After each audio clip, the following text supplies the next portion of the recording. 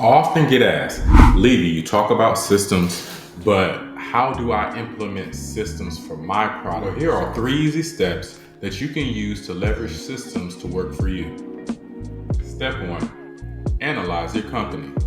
Step 2, create the processes maps. How do you do exactly what you do for that product or service? Step 3, system improvements. By this step, you'll realize what process needs to be improved and what needs to be taken away. And the 4th and final bonus step, prioritizing your most important processes. Now, if you would like more information on how to implement this into your business, including detailed information about each step, including drawn out diagrams to help you along the way, to implementing systems for your product or service, I have a completely free downloadable PDF. Just email me and I'll send it right over to you.